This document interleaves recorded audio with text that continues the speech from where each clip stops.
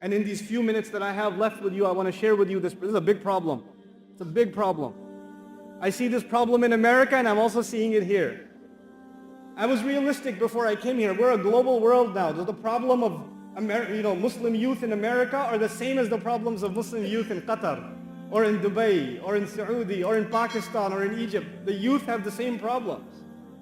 You have the problem of some kids saying, some young people saying, and even older people saying, I know it's haram, but Allah is so merciful, man. He's like Ar-Rahman Ar-Rahim. I know it's haram, but come on, He's not gonna punish me for that. He's gonna take it easy on me. I want to help you understand this problem. Because Allah described His love and His mercy with such an extreme way, some people might try to take advantage of it. Some people might say, it's just a little bit of drugs. It's not that much. I just do it like twice a week. And I don't do it on Friday. And I stop all of Ramadan, I stop. I don't drink a single, bottle of liquor in Ramadan. But other than that, sometimes, it's okay. Ar-Rahman Ar-Rahim. I'll make Umrah this year, it'll be fine. They figure out they can just eat haram things, look at haram things, do haram things, and it's okay, Allah will take care of it. Allah will forgive. I want to give you an example to help you understand this. One of my earliest jobs was I used to teach at a school.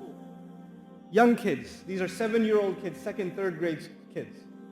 And I thought that these kids are going to love me. I will tell them stories. I will make jokes with them. I will jump up on the desk and I will jump around and entertain them and I will scare them and all kinds of things.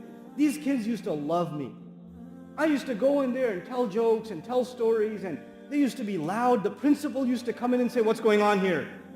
And I used to say, sorry, we'll calm down. I did this for a whole week with these kids.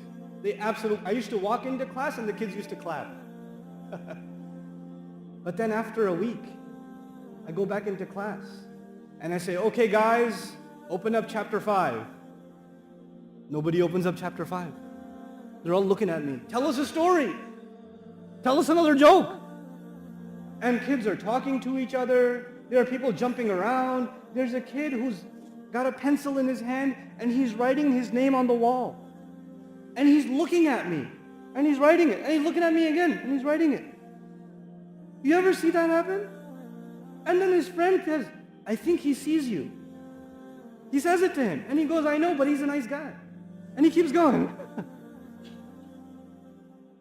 They think I'm merciful. They think I'm kind. So they figure, hey, this is a nice teacher. We should do whatever we want. When Allah describes His mercy and His love, some slaves of Allah, and they try to take advantage. Like, Allah is so merciful. No problem. I'll give you one more example before I conclude. I haven't introduced Allah to you yet. Alhamdulillahi Rabbil Alameen Ar-Rahman Ar-Rahim is 2 ayat. There are 3 ayat that introduce us to Allah. But before I get to the 3rd ayah, I want to give you a simple lesson. Imagine there's a man and he has a slave. So this guy has a slave. And he tells the slave, you can do whatever you want. Here's the field. He owns a field. He said, you can do whatever you want in this field.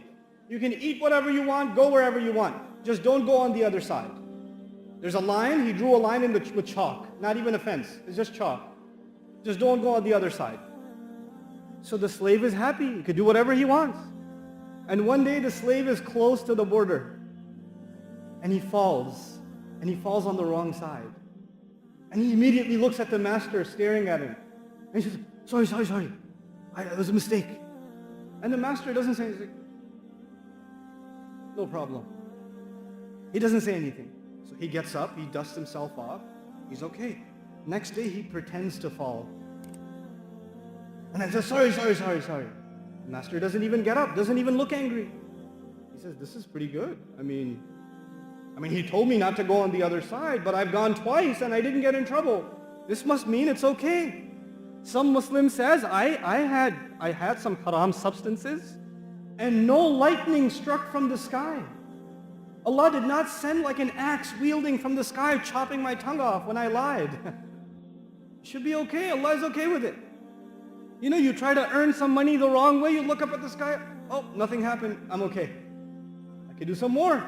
So this slave starts going on the other side over and over and over again. And a whole year goes by. Now he spends most of his time on the other side. So the master calls him. After 1 year, he calls him. And he says, so how's it going? Pretty good, pretty good. You're pretty kind. Love it. And he says, listen, remember when I told you shouldn't go on the other side? He goes, yeah, I remember. Well, I've decided to punish you for that. But I will punish you for I've been counting. Every time you went, and I will punish you for every single time you went, but I will punish you all at the same time. I was holding off. I didn't want to punish you right away. I wanted to punish you eventually. I mean, it was your choice. I didn't stop you from going. I just said, don't go. And I told you there will be consequences. But I've decided to get you right now with all of it. All at the same time, 1 year's worth of transgression. This is Judgment Day. The human being thinks you can get away with whatever you're doing. No problem. I did something bad yesterday, nothing bad happened today. I should do it again today. Then I could do it again tomorrow, nothing's going to happen. It's all good. But Allah Azza wa Jal says, He puts the picture, He balances the picture, He says, Maliki yawmiddin. He's the master of, He's the owner of the day on which perfect judgment will be executed. Everybody will get exactly what they deserve. He's the master of that day too. So as I leave you in this khutbah, I want to share with you that Allah balanced two things. On the one hand, He is extremely loving, extremely merciful. And on the other hand, if you take advantage of His love and His mercy, then He will judge you too.